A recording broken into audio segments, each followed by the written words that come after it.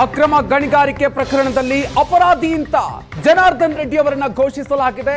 ಈ ಸಂದರ್ಭದಲ್ಲಿ ಜನಾರ್ದನ್ ರೆಡ್ಡಿಗೆ 7 ವರ್ಷಗಳ ಜೈಲು ಶಿಕ್ಷೆಯನ್ನು ಕೂಡ ವಿಧಿಸಲಾಗಿದೆ. ಹಾಗಾದ್ರೆ ಜನಾರ್ದನ್ ರೆಡ್ಡಿ ಅವರ ರಾಜಕೀಯ ಭವಿಷ್ಯ ಏನು? ಅದರಲ್ಲೂ ಕೂಡ ಜನಾರ್ದನ್ ರೆಡ್ಡಿ ಅವರು ಶಾಸಕರಾಗಿದ್ದಾರೆ. ಹಾಗಾದ್ರೆ ಅವರ ಶಾಸಕ ಸ್ಥಾನಕ್ಕೆ ಕುತ್ತು ಬೀಳುತ್ತಾ? ಈ ಪ್ರಶ್ನೆ ಈಗ ಉದ್ಭವ ಆಗಿದೆ.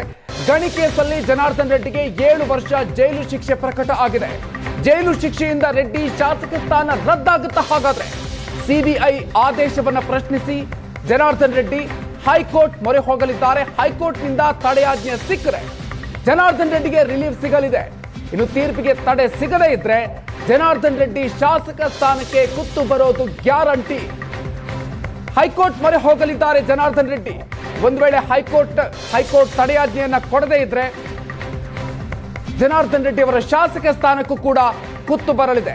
ಮತ್ತಷ್ಟು ಡೀಟೇಲ್ಸ್ ಕೊಡ್ತಾರೆ ನಮ್ಮ ಪ್ರತಿನಿಧಿ ರಮೇಶ್. ಇದೀಗ ನಮ್ಮ ಜೊತೆಗೆ ಮತ್ತೆ ಜಾಯ್ನ್ ಆಗ್ತಾ ಇದ್ದಾರೆ. ರಮೇಶ್, ಶಾಸಕ ಸ್ಥಾನ ಹಾಗಾದ್ರೆ ರದ್ದಾಗುತ್ತಾ ಅನ್ನುವಂಥದ್ದು ಈಗ ಇರುವಂತ ಪ್ರಶ್ನೆ. ರಮೇಶ್, ಖಂಡಿತ ಮಧುಕರ್, ಈಗ ಒಬ್ಬ ಶಾಸಕರಾಗಿದ್ದಂತ ವ್ಯಕ್ತಿಗೆ ಯಾವುದೇ ಕ್ರಿಮಿನಲ್ ಪ್ರಕರಣದಲ್ಲಿ ಅವರು 3 ವರ್ಷಕ್ಕಿಂತ ಹೆಚ್ಚಿನ ಶಿಕ್ಷೆಗೆ ಒಳಪಟ್ಟಿದ್ದಾಗಿ ಅವರು ಜೈಲಿಗೆ ಹೋಗಿದ್ದೆ ಆದಲ್ಲಿ ಅಂತಹ ಸಂದರ್ಭದಲ್ಲಿ ಅವರ ಶಾಸಕ ಸ್ಥಾನವನ್ನ ಬೈ ಡಿಫಾಲ್ಟ್ ಪಡ್ಕೊಳ್ಬೇಕಾಗತ್ತೆ. ಆದ್ರೆ ಅದಕ್ಕೆ ಒಂದು 30 ದಿನದ ಒಳಗಾಗಿ ಏನು ಯಾವ ಕೋರ್ಟ್ ಆ ಒಂದು ಆದೇಶವನ್ನ ನೀಡಿರುತ್ತೆ, ತೀರ್ಪನ್ನ ನೀಡಿರುತ್ತೆ, ಆ ಒಂದು ಆದೇಶಕ್ಕೆ ತಡೆಯನ್ನ ಪಡ್ಕೊಂಡಿದ್ದೆ ಆದಲ್ಲಿ ಆ ಸಂದರ್ಭದಲ್ಲಿ ಮಾತ್ರ ಅವರ ಶಾಸಕ ಸ್ಥಾನವನ್ನ ಉಳಿಸ್ಕೊಳ್ಳಿಕ್ಕೆ ಮಾತ್ರ ಸಾಧ್ಯ. ಅದೇ ರೀತಿ ಈ ಕೆಲ ತಿಂಗಳ ಹಿಂದೆ ಕಾರವಾರ ಶಾಸಕ ಸತೀಶ್ ತೈಲು ಕೂಡ ಇದೇ ಬೆಂಗಳೂರಿನ ಸ್ಪೆಷಲ್ ಕೋರ್ಟ್ ಅವ್ರಿಗೆ 7 ವರ್ಷ ಜೈಲು ಶಿಕ್ಷೆಯನ್ನು ಕೊಡುತ್ತೆ. ಅದಾದ ಇದೇ ರೀತಿ ಗಣಿಗಾರಿಕೆ ಪ್ರಕರಣದಲ್ಲಿ ಆದ್ರೆ ಅವರು ತಕ್ಷಣಕ್ಕೆ ಹೈಕೋರ್ಟ್ಗೆ ಒಂದು ಮೇಲ್ಮನವಿಯನ್ನು ಸಲ್ಲಿಸಿ ಪ್ರಕರಣದ ತೀರ್ಪಿಗೆ ತಡೆಯನ್ನ ಪಡ್ಕೊಳ್ತಾರೆ. ತಡೆಯನ್ನ ಪಡ್ಕೊಂಡು ಬೇಲನ್ನ ಪಡ್ಕೊಂಡಿದ್ರಿಂದ ಅವರು ಒಂದು ಅನರ್ಹತೆಯಿಂದ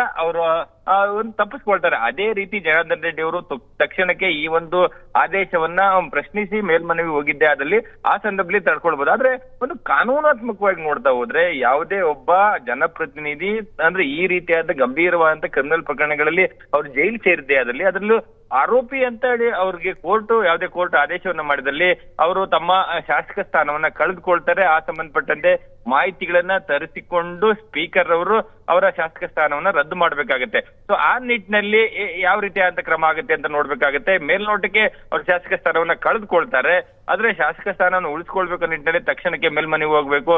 ಮೇಲ್ಮನವಿ ಹೋಗಿ ಅಲ್ಲಿನ ತಡೆ ಸಿಕ್ಕಿದ್ದೆ ಆದಲ್ಲಿ ಕೆಲವು ಸಾರಿ ಗಂಭೀರ ಪ್ರಕರಣಗಳಿದ್ರೆ ಹೈಕೋರ್ಟ್ಗಳು ಕೂಡ ಅಥವಾ ಮೇಲಿನ ಯಾವುದೇ ಕೋರ್ಟ್ಗಳು ಕೂಡ ಸ್ಟೇಯನ್ನ ಕೊಡ್ಲಿಕ್ಕೆ ನಿರಾಕರಿಸಬಹುದು. ಯಾಕೆಂದ್ರೆ ಅವರ ಪಾರ್ಟಿಸಿಪೇಷನ್ ಆಗ್ಲಿ ಅಥವಾ ಅವರ ಒಂದು ಭಾಗಿತ್ವದಿಂದ ಸರ್ಕಾರಕ್ಕೆ ಸಾಕಷ್ಟು ನಷ್ಟ ಆಗಿದೆ, ಅವ್ರು ತಪ್ಪು ಮಾಡಿದ್ದಾರೆ ಅನ್ನೋದಕ್ಕೆ ಒಂದು ಸ್ಪಷ್ಟವಾದಂತಹ ಸಾಕ್ಷಿಗಳು ಇದ್ದಿದೆ. ಅದಲ್ಲಿ ಕೋರ್ಟ್ಗಳು ಕೂಡ ಆ ತೀರ್ಪನ್ನ ಸ್ಟೇ ಕೊಡ್ಲಿಕ್ಕೆ ನಿರಾಕರಿಸಬಹುದು. ಒಂದ್ ವೇಳೆ ನಿರಾಕರಿಸಿದ್ದೆ ಆದಲ್ಲಿ ಜನಾರ್ದನ್ ರೆಡ್ಡಿ ಅವರು ಜೈಲಿನಲ್ಲಿ ಇರಬೇಕಾಗತ್ತೆ ಒಂದ್ ಕಡೆ, ಮತ್ತೊಂದ್ ಕಡೆ ಅವ್ರಿಗೇನೀಗ ಶಾಸಕರಾಗಿ ಆಯ್ಕೆ ಆಗಿದ್ದಾರೆ ಆ ಶಾಸಕ ಸ್ಥಾನವನ್ನು ಕೂಡ ಕಳೆದುಕೊಳ್ಬೇಕಾದಂತ ಒಂದು ಭೀತಿ ಎದುರಾಗಿರುವಂತದ್ದು. ಸೊ ಆ ನಿಟ್ಟಿನಲ್ಲಿ ಜನಾರ್ದನ್ ರೆಡ್ಡಿ ಅವರಾಗ್ಲಿ ಮತ್ತೆ ಅವರ ವಕೀಲರುಗಳು ಯಾವ ರೀತಿಯಾದಂತ ಒಂದು ಹೆಜ್ಜೆಯನ್ನ ಇಡ್ತಾರೆ ಅನ್ನೋದನ್ನ ಕಾದ್ ನೋಡ್ಬೇಕಾಗಿರುವಂತದ್ದು. ಆದ್ರೆ ಈ ಓಬಳಾಪುರಂ ಮೈನಿಂಗ್ ಏನಿದೆ 2009ರಿಂದ 10-11 ಸುಮಾರಿನಲ್ಲಿ ಇಲ್ಲಿ ಒಂದು ಅಕ್ರಮವಾಗಿ ಗಣಿಗಾರಿಕೆ ಮಾಡುವ ಮೂಲಕ ಸರ್ಕಾರಕ್ಕೆ ಸರ್ಕಾರದ ಖಜಾನೆಗೆ ನಷ್ಟ ಆಗುತ್ತೆ.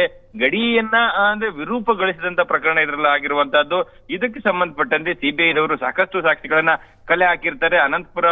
ಅನಂತಪುರ ಜಿಲ್ಲೆಯಲ್ಲಿದ್ದಂತ DFO ಅಧಿಕಾರಿಗಳು ಆದೇಶಗಳನ್ನು ಕೂಡ ಉಲ್ಲಂಘನೆ ಮಾಡಿ ಇವರು ಅಕ್ರಮ ಗಣಿಗಾರಿಕೆಯನ್ನ ಮಾಡ್ತಾರೆ. ಇದಕ್ಕೆ ಸಂಬಂಧಪಟ್ಟಂತೆ ಅಲ್ಲಿ ಆ ಸಂದರ್ಭದಲ್ಲಿ ಮುಖ್ಯಮಂತ್ರಿಗಳ ಆದೇಶವನ್ನು ಕೂಡ ಅಲ್ಲಿ ಉಲ್ಲಂಘನೆ ಮಾಡುವಂತಹದ್ದು. ಈ ರೀತಿ ಎಲ್ಲಾ ರೀತಿಯಾದಂತಹ ಪ್ರತಿ ಹಂತದಲ್ಲಿಯೂ ಕೂಡ ಕಾನೂನು ಉಲ್ಲಂಘನೆ ಮಾಡಿ ಅಕ್ರಮವಾಗಿ ಕೋಟಿ ರೂಪಾಯಿ ಹಣವನ್ನು ಸಂಪಾದನೆ ಮಾಡಿ ಸರ್ಕಾರಕ್ಕೆ ನಷ್ಟ ಮಾಡಿರುವಂತದ್ದೇನಿದೆ ಇದು ಗಂಭೀರವಾದಂತಹ ಪ್ರಕರಣ ಆಗಿರುವಂತಹದ್ದು. ಹೀಗಾಗಿ 2400ಕ್ಕೂ ಹೆಚ್ಚು ದಾಖಲೆಗಳನ್ನ ಸಿಬಿಐ ಕಲೆ ಹಾಕಿತ್ತು. ಆ ದಾಖಲೆಗಳಲ್ಲಿ ಜನಾರ್ದನ್ ರೆಡ್ಡಿ ಅವರು ಜೊತೆಗೆ ಶ್ರೀನಿವಾಸ್ ರೆಡ್ಡಿ ಆಗ್ಲಿ, ಅಲಿಖಾನ್ ಆಗ್ಲಿ, ರಾಜಗೋಪಾಲ್ ಆಗ್ಲಿ ಇವರೆಲ್ಲರೂ ಕೂಡ ತಪ್ಪು ಮಾಡಿದ್ದಾರೆ ಅನ್ನುವಂಥದ್ದು ಸ್ಪಷ್ಟ ಆಗಿರುವಂತದ್ದು. ಆ ನಿಟ್ಟಿನಲ್ಲಿ ಈಗ ಕೋರ್ಟ್ ಅವರಿಗೆ ಶಿಕ್ಷೆ ಪ್ರಮಾಣವನ್ನು ಪ್ರಕಟ ಮಾಡಿದೆ.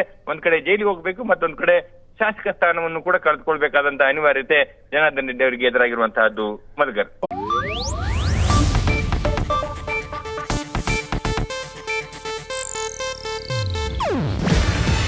ಇದು ಏಷ್ಯಾನೆಟ್ ನ್ಯೂಸ್ ನೆಟ್ವರ್ಕ್ ಪ್ರಸ್ತುತಿ. ನೀವು ನೋಡ್ತಿದ್ದೀರಾ ಏಷ್ಯಾನೆಟ್ ಸುವರ್ಣ ನ್ಯೂಸ್.